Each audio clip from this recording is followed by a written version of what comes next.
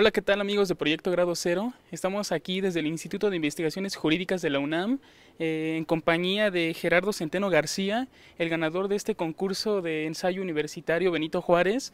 Ganó el segundo lugar, ¿no?, en el tema de sexualidad y laicidad.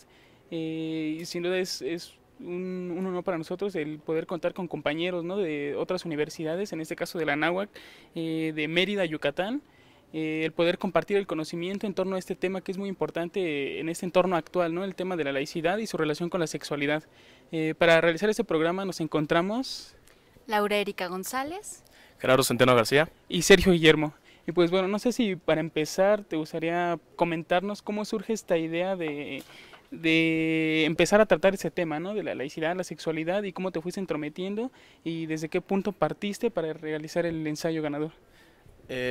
Muy buenos días. El tema de la sexualidad realmente es un poquito nuevo para mí porque yo realmente me empiezo a interesar por los derechos de las personas con orientación sexual o identidad de género distintas a las normales, como señala la sociedad.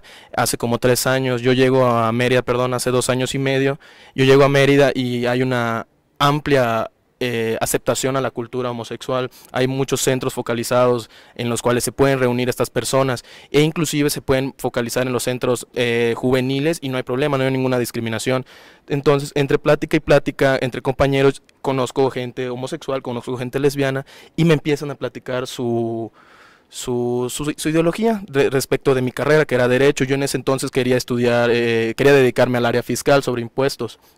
En las pláticas con estos jóvenes, con estos compañeros, me interesa mucho su paradigma que tienen ellos respecto de nosotros como heterosexuales y cómo creen ellos que nosotros los vemos. Entonces, obviamente se abre un debate muy férreo. Yo en mi papel de, ¿cómo decirlo?, de estudiante de Derecho era muy estricto, pero siempre abierto a las ideas. Entonces ellos me empiezan a meter estas ideas de sexualidad, me empiezo a interesar y sale la convocatoria de la UNAM de este concurso. Entonces yo decido participar con un proyecto con un ensayo llamado Libertad Sexual, Principios de Yoyacarta y el avance jurídico de México respecto de los derechos, de estos derechos.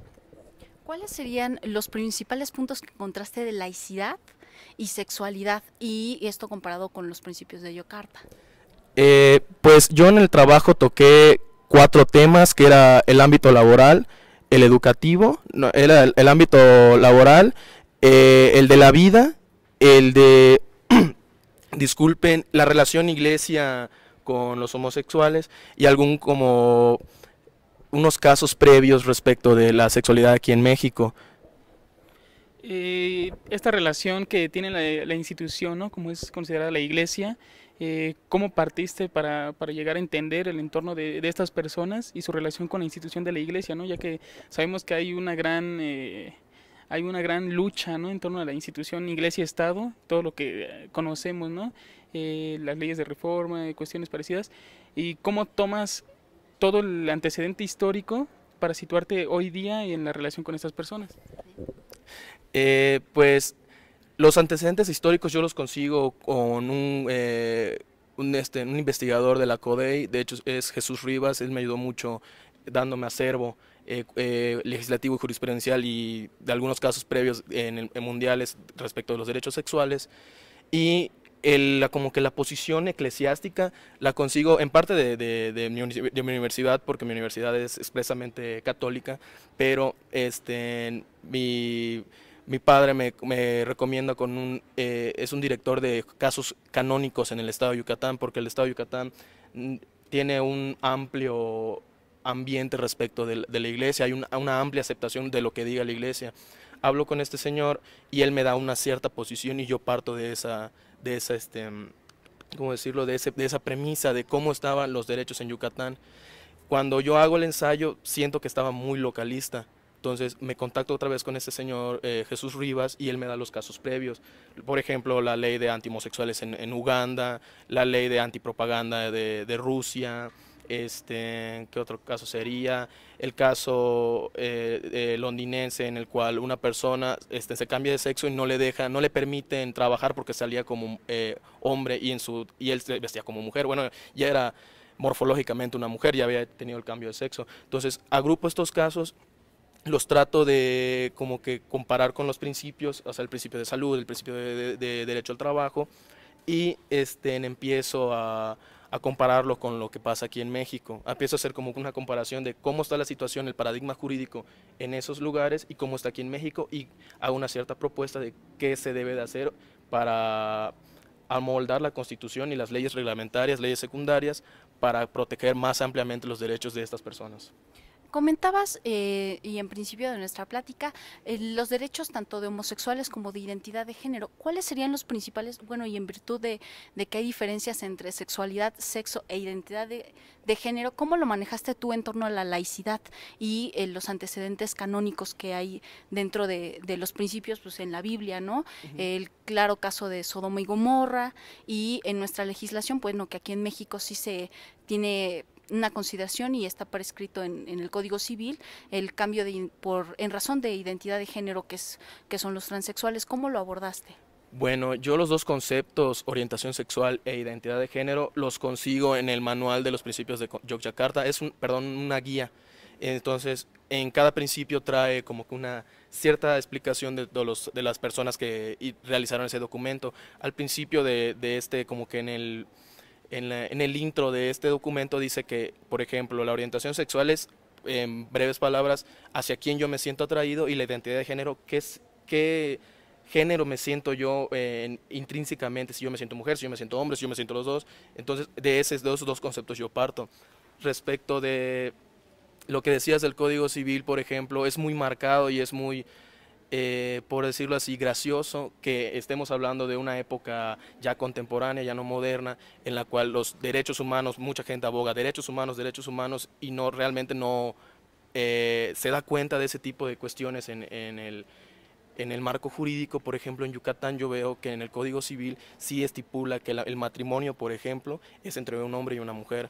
Un asunto que hubo años atrás, me imagino que aquí en el DF, cosa que en Yucatán no lo nadie ha propuesto nada respecto de eso. Hay como que la iniciativa por parte de algunos sectores políticos, pero el mismo como que semiestado confesional en el cual se encuentra mi entidad no lo permite. Entonces siempre traté de ver los estatutos canónicos o las ideas canónicas que estaban detrás de ciertas reformas, de ciertas reglas, para poder proponer algo que como que medio satisfaciera las necesidades de ambos bandos, porque pues tampoco podemos caer en el laicismo y sacar a la religión fuera del estado de Yucatán. Tenemos que también respetar sus necesidades con respecto de ciertos factores sociales, pero eso no implica que tengamos que reducir los derechos de las personas homosexuales, de los LGBTI en general, por una necesidad de una institución que obviamente está en contra de todo lo que en sus derechos respecta. Sí, ahora bien, nosotros como estudiantes de Derecho sabemos que es importante el hecho de que se realicen las reformas pertinentes para que estos derechos sean respetados, ¿no? Estas personas gocen de manera general y amplia de todos los derechos que les otorga el ordenamiento jurídico. Sin embargo, creo yo que no basta con eso, ¿no? O sea, hablamos mucho de derechos humanos, pero supongo que también tiene que ver mucho las políticas públicas que ejerza el Estado, ¿no? O en su caso el gobierno local. Se dice mucho, ¿no? Alguna vez escuché que meter derechos de avanzadas en las políticas públicas adecuadas para que estos derechos se hagan valer es un retroceso en lugar de un avance.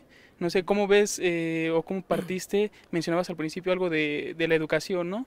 El meter este elemento de educación a nivel, digamos, básico, ¿no? En la educación primaria, incluso secundaria, para que todo esto que estamos hablando ahorita sea respetado de parte de la sociedad de una manera, digamos, normal, ¿no? Sin que estén apegados a lo que pueda castigar la ley en algún caso.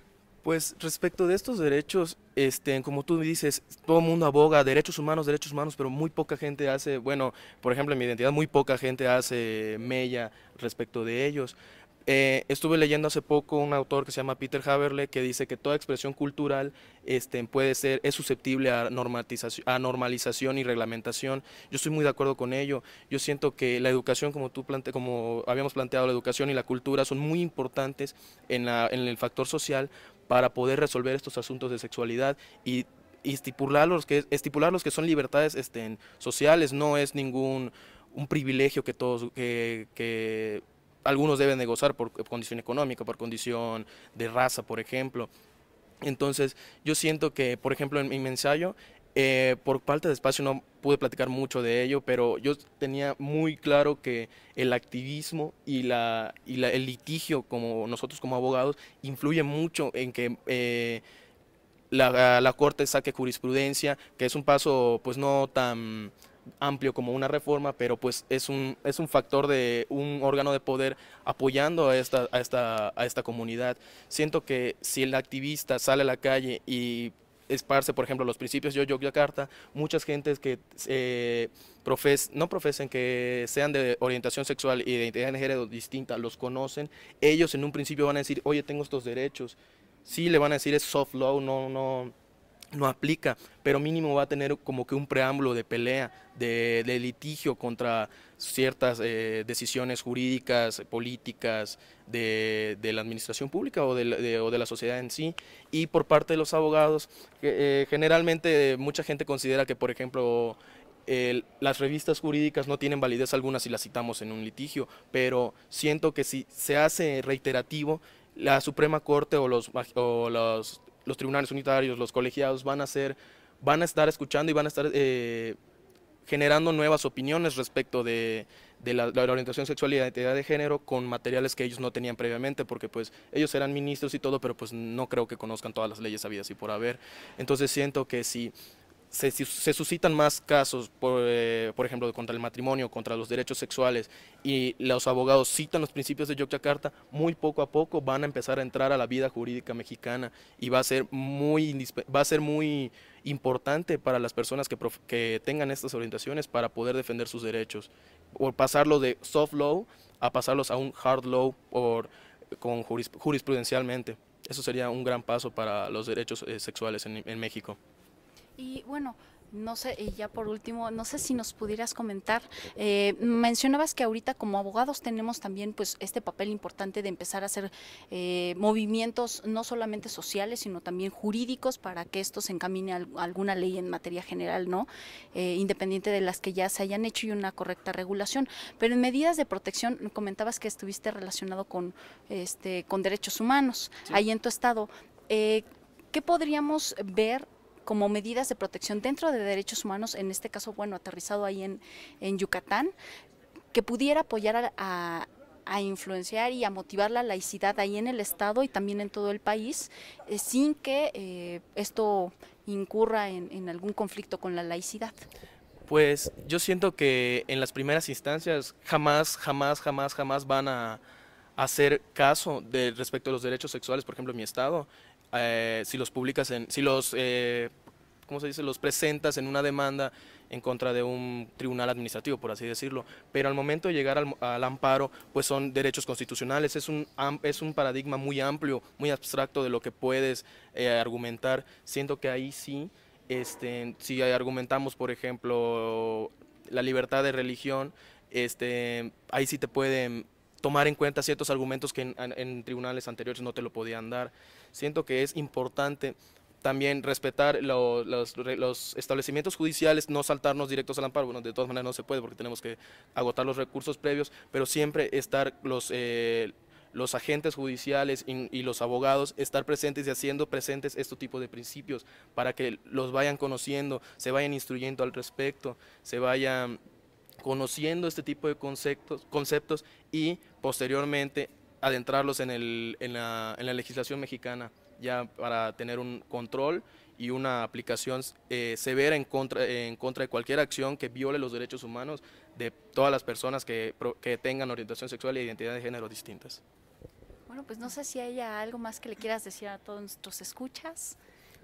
Pues la verdad soy muy agradecido con la cátedra de Benito Juárez, de verdad no pensaba que de verdad iba a ganar, pero pues veo que a lo que yo quiero dedicarme, que es la investigación, sí es un trabajo posible aquí en México. No solo podemos ser abogados litigantes, no solo tenemos que estar en la administración pública, también la investigación jurídica y el escribir y plasmar nuestras ideas tienen un impacto importante en esta sociedad. Siento que a todos los que les lata este tipo de de actividades que lo hagan, que nunca les hagan a menos, siempre traten de ser incisivos en eso, siempre traten de que en sus clases, a pesar de que no lo hayan visto, por ejemplo, en un programa de estudios, planteen sus ideas, sus opiniones, sus sentimientos respecto del orden jurídico mexicano, de la jurisprudencia, y si los hacen a menos, pues, ¿qué más se puede hacer más que seguir trabajando al respecto? Pues algo más. Y pues bueno, sería todo, ¿no? Agradecer a Gerardo por estos minutos y felicitarlo, ¿no? Por haber conseguido este segundo lugar en este concurso de ensayo universitario. Pues muchas felicidades y gracias. Muchísimas gracias, mucho gusto. Muchas gracias. Gracias.